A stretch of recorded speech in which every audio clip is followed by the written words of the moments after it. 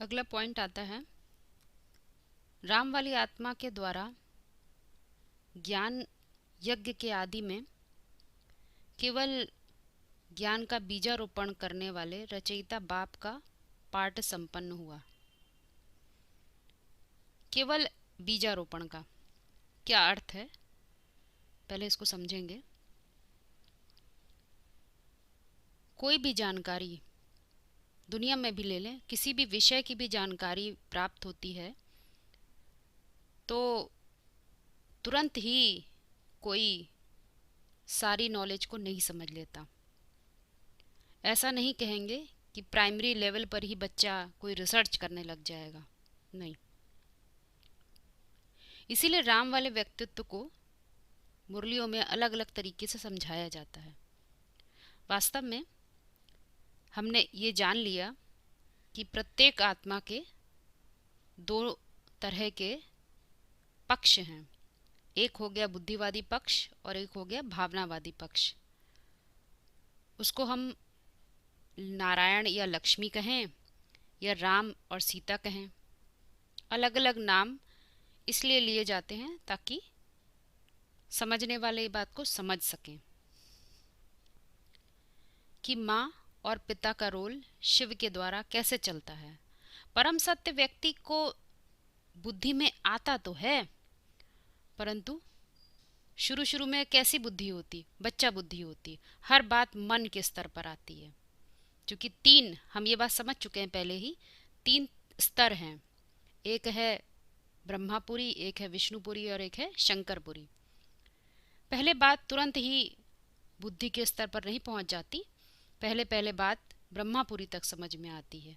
ब्रह्मा अर्थात स्थापना के स्तर पर। हम नई चीज की स्थापना करने में लग जाएं, नया ज्ञान मिलता है तो नई स्थापना भी करने में बुद्धि लगी रहती है। इसीलिए मैं मुरलियों में कहा जाता है कि ड्रामा में जिसका पार्ट है उनमें ही प्रवेश करते हैं और उसका नाम क्या रखते, ब्रह्मा। अगर वह दूसरे में भी आवे तो उसका नाम रखना पड़ जाए।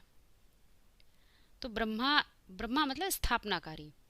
तो स्थापना एक पार्ट से नहीं होती, इसीलिए ब्रह्मा के भी 4-5 मुख दिखा दिए हैं। तो ये सिंबॉलिक अर्थ है, सिंबॉलिक अर्थ है कि हम उसको समझ सकें कि जो परम सत्य का ज्ञान है वो डायरेक्ट पूरी बात नहीं समझ में आएगी। वो पहले पहले माता का रूप है, जिसको हम क्या कह देते हैं, गीता माता। गीता माता। और गीता का अर्थ क्या बताया गया है कि ईश्वर का, भगवान का गाया हुआ गीत है। वो परम सत्य तो है, परंतु पहले पहले जब वो बुद्धि में आता है तो वो पूरा ही सार नहीं बैठता। कैसे बैठता है, तो एग्जाम्पल दिया जाता है कि जैसे कि उसके लिखे हुए जो श्लोक हैं वो पोयम की तरह समझ में आते हैं, कविता की तरह समझ में आते हैं। केवल कविता के शब्द रट लेते हैं बच्चे, परंतु उनके पूरे मूल भावार्थ नहीं पकड़ पाते। ऐसे ही जब वह परम सत्य बुद्धि में आता है तो पहले माँ के रूप में आता है। वो ज्ञान का रस मिलता है, नंबरवार सभी की बुद्धि में उसका रस काम करता है, ज्ञान का रस, ज्ञान का गीत काम करता है। जैसे गीत होता है ना, तो गीत कब गाया जाता है, बच्चों के लिए गाया जाता है, उनके मनोरंजन के लिए, उत्साहवर्धन के लिए गाया जाता है। परंतु यदि कोई बुद्धिवादी है, उत्कृष्ट ज्ञान को समझता है, ऊंचाई को पकड़ना चाहता है, कोई रिसर्च करना चाहता है, ये जानना चाहता है कि सृष्टि में पहला पहला नायक कौन है, अपने को जानना समझना चाहता है गहराई से, किसी अंधविश्वास के आधार पर नहीं, तो उसको वो मात्र कविताएं या रटे हुए बातें नहीं समझ में आएंगी। वो इनकी गहराई तक जाना चाहेगा। तब जो है शिव का, परम सत्य का जो सार रूप ज्ञान है उसको जानने का वो प्रयास करेगा। तो पहला तो पक्ष हो गया भावनावादी, जो माँ के रूप में है। ज्ञान का गीत तो है, परंतु उसका रस पूर्ण रूप से सार रूप नहीं होता। कुछ न कुछ बात समझ में आती है, पोयम की तरह। शिव ही सत्य है सबको बताएंगे, परंतु शिव क्या है इसका ही पूर्ण रूप से ज्ञान नहीं होगा। शिव को बता दिया ज्योति बिंदु ज्योति, तो ज्योति है ना, प्रकाश है। तुम्हें कोई प्रकाश दिया है, तुम प्रकाश से क्या देख पा रहे हो बताओ? कुछ न कुछ तो देख पा रहे होगे। नहीं, अन्यथा कोई प्रकाश का मतलब नहीं। प्रकाश वही प्रकाश है जिससे तुम कुछ वो देख पाओ जो अभी तक छिपा हुआ था, तुमसे दिख नहीं पा रहा था। इसीलिए दो पक्ष हो गए, एक राम और एक कृष्ण का। महावाक्यों में इनको नाम भी दिया है, अलफ और बे। अलफ और बे।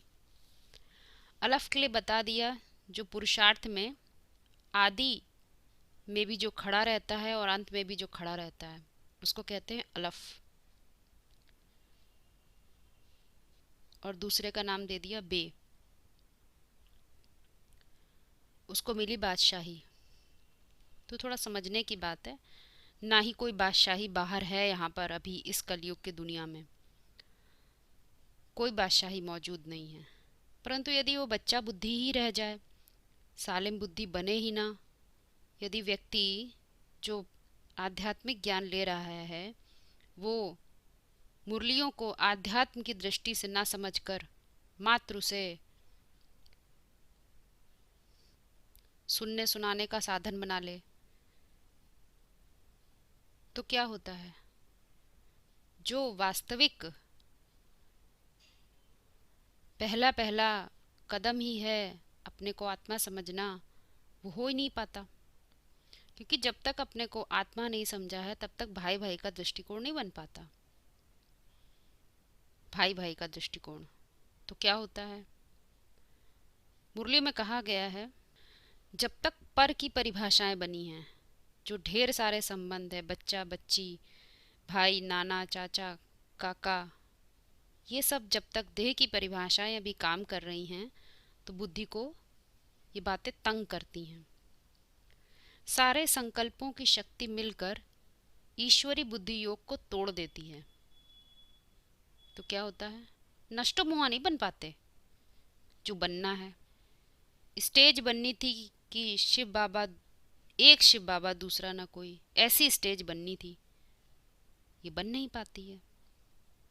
एक परम सत्य ही तुम्हारी बुद्धि में ठहरे और कुछ नहीं, उसी का साकार रूप तुम्हारी बुद्धि में आए और कोई देह की परिभाषा ना आ जाए। यदि ऐसा होता है तो संकल्पों की शक्ति मिलकर ईश्वरी बुद्धि योग तोड़ती रहती है। तो जो भावनावादी होते हैं उनके साथ यही होता है, वो बादशाही पर तो ध्यान देंगे परंतु अल्लाह पर नहीं ध्यान दे पाएंगे। अल्लाह अर्थात ऊंच से ऊंच। तो क्या ऊंच से ऊंच है? अरे तुम अपनी स्थिति आत्मा की बनाओगे तो ऊंच से ऊंच ज्ञान को पकड़ पाओगे, समझ पाओगे और ऐसी स्थिति में लंबे समय तक टिके रहो पाओगे। जिसको कहा है कि पुरुषार्थ में सदा खड़ा रहता है, तो अलफ है बुद्धिवादी पार्ट। जो मात्र भावनावादी होते हैं उनके लिए इशारा भी दिया गया कि वो यदि गीता को पढ़कर समझाया जाए, उसका क्लैरिफिकेशन दिया जाए, तो वो उसको क्या कहते हैं वो लोग, पीयू की वाणी। क्योंकि वो बहुत स्ट्रिक्ट होती है इसलिए उसको वो उतनी गहराई से ध्यान नहीं दे पाते। क्योंकि मुरलियों में तो इशारे हैं, जो इशारे को जैसे पकड़ेगा मुरली उसके लिए वैसे ही मुड़ जाएगी। ये गीता का ज्ञान है, शिव का गाया हुआ गीत है। गीत में दोनों ही पक्ष होते हैं, शब्द भी होते हैं और शब्द में छुप छुपे हुए गुह्यार्थ भी होते हैं। अब अपनी अपनी स्टेज ऑफ माइंड के, अपनी अपनी स्थिति के आधार पर व्यक्ति उसे पकड़ता है। अब बात समझते हैं कि राम वाली आत्मा के द्वारा ज्ञान का बीजारोपण तो होता है। बुद्धि में बात तो समझ में आती है, परंतु बुद्धि में पूरा ज्ञान ना होने के कारण भावना का पक्ष ज़्यादा मजबूत हो जाता है। क्योंकि ज्ञान की पालना भी तो होनी है, जो ज्ञान हमने समझा है उसकी पालना भी तो होनी है। तो वो कैसे होगी? तो चूंकि मनुष्य एक सामाजिक प्राणी है, तो वो किसी न किसी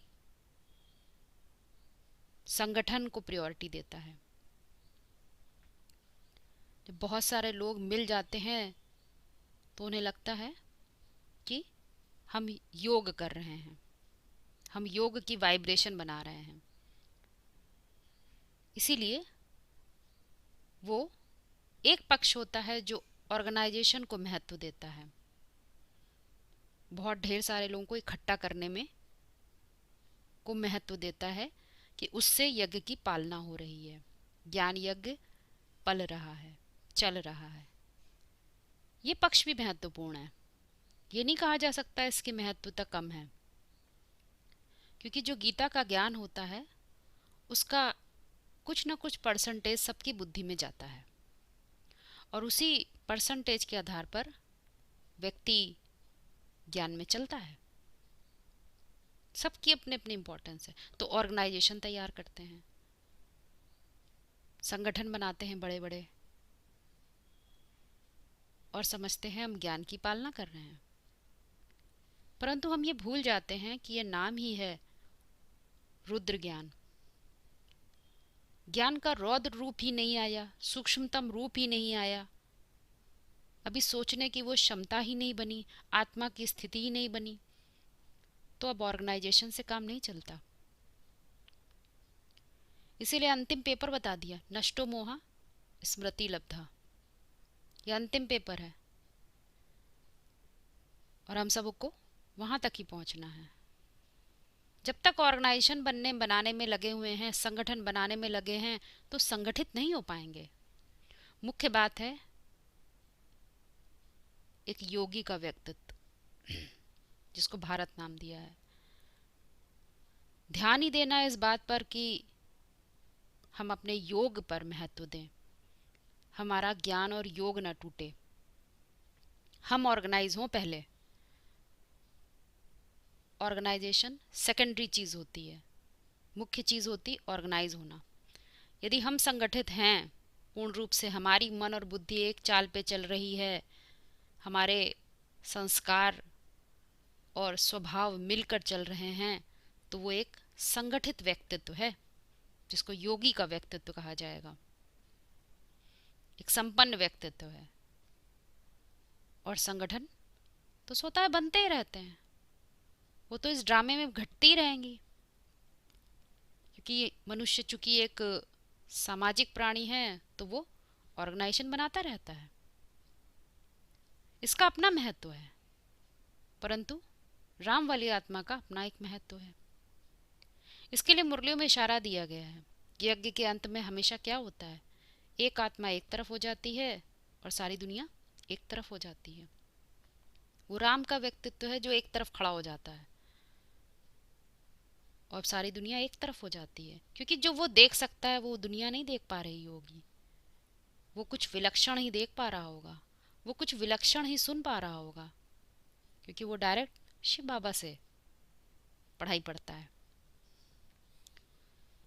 इसीलिए जब तक ज्ञान का पूर्ण रूप से मनन चिंतन नहीं हो जाता, तब तक बुद्धिवादी राम को क्या कह देते हैं, वो फेल हो जाता है। तो क्या कभी पास नहीं होगा? क्योंकि मुरलियों में बताया गया है कि मनुष्य पुकारते हैं हे राम, हे भगवान। मरने का समय जब आता है तो उसको याद करते हैं। तो किससे मरने का समय होगा?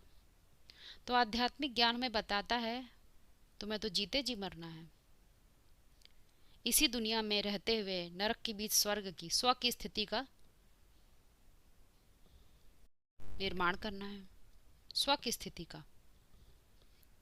तो जब तक तुम ड्रामे से बाहर नहीं हो, ड्रामे से मरे ही नहीं हो, तब तक वो स्मृति भी नहीं आएगी कि तुम कौन हो। राम का व्यक्तित्व ही नहीं कार्य करेगा। और कहा भी जाता है सर्वशक्तिवान तो राम ही है। उसी वक्त व्यक्तित्व को सर्वशक्तिवान कह देते हैं। मुरली में एक पॉइंट आता है, शिव कहते हैं मैं तो सर्वशक्तिवान हूं, परंतु तुम बच्चे मास्टर सर्वशक्तिवान हो। मास्टर मतलब वो जो सर्व शक्तियां हैं उनको तुम प्रैक्टिकल में करके दिखा देते हो। यहाँ पर मास्टरी की बात है। किसी चीज को जानकर उसमें प्रैक्टिस करते हैं तभी मास्टरी आती है, ऐसे नहीं मास्टरी आती है। एक महावाक्य आता है मुरलियों में इसी संदर्भ में कि जो पांडव हैं तो केवल 5 होते हैं, और जो कौरव होते हैं, यादव होते हैं, वो तो ढेर सारे होते हैं। तो ये 5 पांडव जीत कैसे जाते हैं? तो उत्तर है कि उनकी बुद्धि में भगवान बैठा होता है। उनकी बुद्धि में परम सत्य साकार रूप में बैठा होता है, जो साकार रूप में काम कर रहा है। केवल जानकारी नहीं, जानकारी को उन्होंने समझा भी है, अपनी बुद्धि में सूक्ष्म रूप से आकार भी दिया है। तो क्या कहा कि उन्हें प्रैक्टिकल भगवान की पालना मिल रही थी।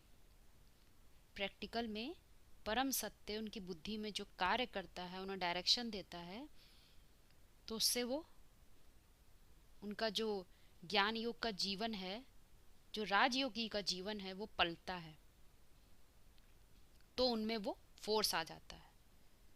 क्या फोर्स आ जाता है कि वो इतने सारे कौरवों से भी जीत लेते हैं। तो दुर्योधन ने भगवान से जाकर क्या मांगा कि हमें अपना सारा राजपाट दे दो, सारी सेना दे दो, सारा मान मर्तबा हमें दे दो। अर्थात ऐसा क्यों कहा? क्योंकि जो बादशाही लेने वाले होंगे, जिनको बादशाहत में इंटरेस्ट होगा, उनको अल्लाह में इंटरेस्ट नहीं होगा। दो पक्ष हैं, एक बुद्धिवादी पक्ष और एक भावनावादी पक्ष। चूंकि ये तो परम सत्य का ज्ञान है, गीता ज्ञान है, तो नंबरवार सभी की बुद्धि में कुछ न कुछ बैठता जरूर है, और जितना बैठता है उतने हिसाब से उसको प्राप्ति भी जरूर होती है। परंतु वो संपूर्ण प्राप्ति नहीं है। जिसको लगता है नहीं अभी और भी कुछ प्राप्ति हो सकती है, अभी पूर्ण रूप से शांति नहीं मिली, वो और प्रयास करता है, क्योंकि उसकी बुद्धि में ये बात है कि मैं सर्वशक्तिवान जो शिव है वो मुझे सब शक्तियां देगा। तो अभी तो पूरी शक्ति दी नहीं है, तो वो और प्रयास करता है। तो वो क्या कहेगा, अभी जितना मुझे मिल गया है ये मुझे नहीं चाहिए। क्या चाहिए? तो वो क्या है, उसका जो व्यक्तित्व है वो कहेंगे अर्जुन। वो कहता है हमें कुछ नहीं चाहिए, हमें सिर्फ आप चाहिए, हमें सिर्फ भगवान चाहिए, हमें सिर्फ परम सत्य चाहिए और कुछ नहीं चाहिए। तो जिसकी तरफ भगवान होता है, जिसकी बुद्धि में भगवान बैठ जाता है, ध्यान दीजिएगा, जिसकी बुद्धि में भगवान बैठ जाता है, बुद्धि की बात करी जा रही है ना कि भावना की। तो जिसकी बुद्धि में परम सत्य बैठ जाता है वो तो सबसे ज्यादा पावरफुल बन जाता है। सर्वशक्तिवान जिसको मिल गया, उसको और क्या चाहिए? सारी दुनिया शक्ति को पूजती है, मानती है। शक्ति के बगैर तो कुछ भी सन नहीं होता। शक्ति की प्राप्ति सर्वशक्तिवान बाप से होती है। और वो शक्ति भी कैसी है? हिंसक नहीं है, अहिंसक शक्ति है। इससे ये बात साबित हो रही है कि यहाँ पर देह के आधार पर कुछ भी प्राप्त करने की बात नहीं है। मूल प्राप्ति है ही, जिसको मुरली में बोला जाता है शिव शक्ति अवतार अंत का यही नारा है। जब तुमने सारी ही जानकारी के अंत तक पहुंच जाओगे तो क्या है, परम सत्य शक्ति के रूप में काम करेगा तुम्हारे लिए। अर्थात वही ज्ञान तुम्हारे अंदर मास्टरी पैदा कर देगा कि वो शक्तियों को यूज कैसे करो तुम। इसी चीज की प्रैक्टिस है, सर्व शक्तियों की प्रैक्टिस। कैसे तुम वो ज्ञान को शक्ति के रूप में काम लाओ, अंधविश्वास के आधार पर नहीं, आत्मविश्वास के आधार पर। इसीलिए राम का अर्थ बताया जाता है। राम कोई व्यक्ति नहीं है, व्यक्ति हो तो अर्थ ना बताना पड़े। अर्थ बताया ही जाता है जब हमें राम अर्थ, राम के शब्द का अर्थ बताया जा रहा है। क्योंकि नाम जो होते हैं वो काम के आधार पर होते हैं, चित्र होते हैं वो चरित्र के आधार पर होते हैं। और आध्यात्मिक ज्ञान चरित्र की बात करता है, चित्र की नहीं। रम्यते योगिनो यस्मिनीति राम, ऐसी स्टेज ऑफ माइंड जिनमें परम सत्य में ही रमण करे, परम सत्य उसकी बुद्धि से छूटे ना, ऐसे व्यक्तित्व को राम कहेंगे। इसीलिए मुरलियों में समझाया जाता है कि राम वाली आत्मा फर्स्ट क्लास बच्चे तो थे, ऐसे बच्चे राम सीता जैसे बच्चे फर्स्ट क्लास बच्चे तो थे, परंतु चूंकि पूरा ज्ञान का मंथन ही नहीं हुआ था, इसलिए क्या हुआ कि वो उन्होंने यज्ञ का संचालन किसको दे दिया, भावनावादी माँ को दे दिया। अर्थात यज्ञ की, ज्ञान यज्ञ की जिम्मेवारी छोड़ दी, क्योंकि जिस स्तर पर अभी ज्ञान यज्ञ था उसमें अभी इतनी गहराई नहीं आई थी, उन्हें अभी और गहराई चाहिए थी, तो वो रिसर्च के लिए चल देते हैं। कौन है सृष्टि का आदि पुरुष, इसके रिसर्च के लिए चलते हैं, उतने ज्ञान से उनका बुद्ध रूपी पेट भरता नहीं है। तो अब दो तरह के पक्ष हो गए, एक बुद्धिवादी पक्ष और एक भावनावादी पक्ष। भावनावादी पक्ष से ज़्यादा लंबे समय तक काम होता नहीं है। हाँ, बाहर से देखने में आ सकता है कि बहुत बड़ा ऑर्गेनाइजेशन इकट्ठा हो गया, बहुत ढेर सारे इकट्ठे हो गए, क्योंकि फॉलोअर्स तो बहुत सारे बनते हैं, लेकिन शिव बाप के जो बच्चे होते हैं जिनमें उनका खून बहता हो, परम सत्य का खून बहे, उन्हीं संकल्पों का खून बहे, ऐसे बहुत कम होते हैं। तो वो इस तरह के ज्ञान यज्ञ की कोई जिम्मेवारी संभालने में उनका कोई दिलचस्पी नहीं होती। उनका मुख्य केंद्र होता है मैं कौन हूँ, इस बात को ठीक ठीक जान ले। जो शिव के अंदर वो ज्ञान भरा हुआ है, उस अखूट ज्ञान को पूर्ण रूप से शक्ति का रूप दे सकें। बाहरी शक्ति की बात नहीं है, आत्मशक्ति, आत्मबल की बात है। इसीलिए धरनी भी, गीता माता भी दो प्रकार की बता दी जाती हैं, एक है सच्ची गीता और एक है झूठी गीता। सच्ची गीता जो होती है वो मन रूपी ब्रह्मा के आधार पर पकड़ी जाती है, समझी जाती है, कैच की जाती है, परंतु जो सच्ची गीता है वो बुद्धिवादी व्यक्तित्व से रिलेटेड है। एक है जो मन से रिलेटेड है, झूठी गीता, और एक है सच्ची गीता जो बुद्धिवादी राम से रिलेटेड है। दो तरह की प्रकृति हैं। इस बात का वर्णन हम लोग अनेकों क्लास में कर चुके हैं।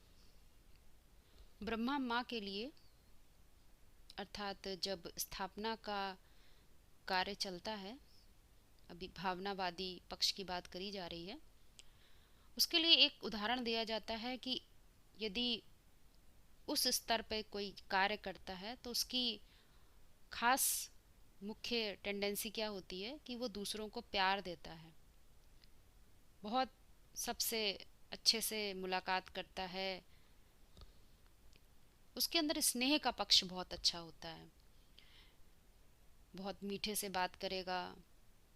तो जो व्यक्ति भी उससे मिलेगा तो उसके अंदर एक छाप पड़ जाती है।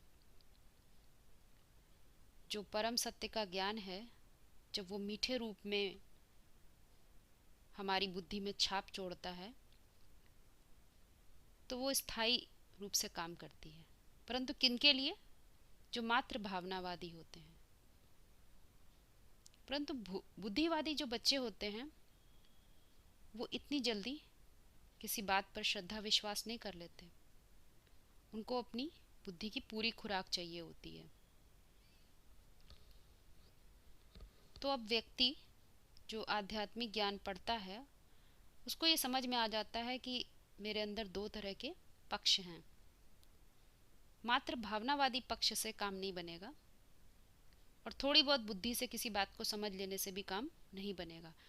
बुद्धि की खुराक तब तक चाहिए जब तक मनन चिंतन पूरा ना हो जाए, और मनन चिंतन उस उत्कृष्टता से पहुंच जाए जहाँ जो गीता ज्ञान है, शिव का जो गीता ज्ञान है, वो उसका पूरा ही सार, अमृत मेरे सामने निकल कर आ जाए।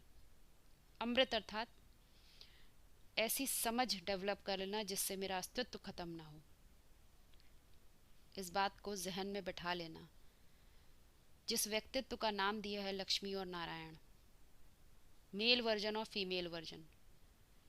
कहीं मैं दूसरे स्त्री को फीमेल ना समझने लग जाऊं और किसी दूसरे व्यक्ति को, पुरुष को, मेल को नारायण न देखने लग जाऊं। ये बात बहुत स्पष्ट होनी ज़रूरी है, क्योंकि लक्ष्य ही है हमारे ज्ञान का नर से नारायण और नारी से लक्ष्मी बनना। ऐसा कभी नहीं कहा गया कि एक व्यक्ति नर से नारायण बनेगा और उसके लिए दूसरी कोई व्यक्ति आएगा वो नारी से लक्ष्मी बनेगा। ये बात साबित भी नहीं होती है। ये कुछ अंधविश्वास जैसी बात लगती है। कंसेप्ट कहता है कि ये मुरलियाँ सूत्र बता रही हैं, हमें सूत्रों पर चलना है, ना कि केवल शब्दों को पकड़ना है। शब्दों को पकड़ते हैं तो भावना तो पैदा हो सकती है, परंतु बुद्धि सूक्ष्म नहीं बन सकती। इसके लिए शंकर को भी जब चित्रों में दिखाया जाता है तो ये बात एक्सप्लेन की गई है मुरली में कई बार कि उसके दो रूप दिखाए गए हैं। एक रूप दिखाया गया है जब उसके दाढ़ी मूछ होती है, और जब एक एक रूप दिखाया गया जब वो क्लीन शेव है। दाढ़ी मूछ है मतलब तो कह दिया जाता है विकारी है। तो विकारी का अर्थ क्या है? एक आत्मा का ज्ञान लेने वाले वो व्यक्ति जो अपने को आत्मा समझ रहा है वो इस बात के अर्थ को कैसे समझेगा? क्योंकि विकारी का अर्थ होता है विपरीत कार्य करने वाला। तुम हो आत्मा, तुमको आत्मा के आधार पर मनन चिंतन करना है, और तुम देह के दैहिक परिभाषाओं के आधार पर मनन चिंतन कर रहे हो, तो क्या कहेंगे? वो मनन चिंतन कैसा हुआ? विकारी हुआ, विपरीत। ज्ञान आत्मा का है, लगा रहे हो देह पर, तो फायदा नहीं होगा। इसीलिए वो स्टेज ऑफ माइंड समझाई जा रही है कि मनन चिंतन तो होता है, लेकिन वहां से वो शंकर का कैसा व्यक्तित्व दिखाया है जिसमें दाढ़ी मूछ है। और जब मनन चिंतन और गहरा होता जाए, सारी परिभाषाएं हम आत्मा के स्तर पे लगाते हैं, तो अंतिम में कहाँ तक पहुँचते हैं? तो वो व्यक्तित्व शंकर का दिखाया गया महादेव के रूप में। महा मतलब परिवर्तन, पूरा ही परिवर्तन करने वाला देवता है, तो उसको महादेव के रूप में दिखाया गया है। तो जब हम आत्मा के स्तर पर सारी परिभाषाएं लगाते हैं तो बहुत आसान तरीके से हमको सारी बातें समझ में आ जाती हैं। और जब मेल और फीमेल की बात करते हैं तो इसको थोड़ा और क्लैरिटी से समझ लेते हैं। जब मुरलियों में किसी फीमेल की बात करी जा रही होती है, उसका अर्थ होता है धारणा शक्ति, और जब मेल की बात करी जा रही है तो वो स्थिति की बात समझाई जा रही है। तो ये दो अलग अलग, जिस स्थिति में होंगे वैसी धारणा शक्ति होती है। यदि स्थिति अभी काफ़ी नीचे है, लोअर स्टेट ऑफ माइंड में है, तो वैसी ही धारणा शक्ति होगी। इसके लिए एक बहुत ही सुंदर प्रकरण बता दिया जाता है। हम वास्तव में इसको बाहर लगा लेते हैं, ड्रामे के अंदर लगा लेते हैं, तो बात समझ में नहीं आती है।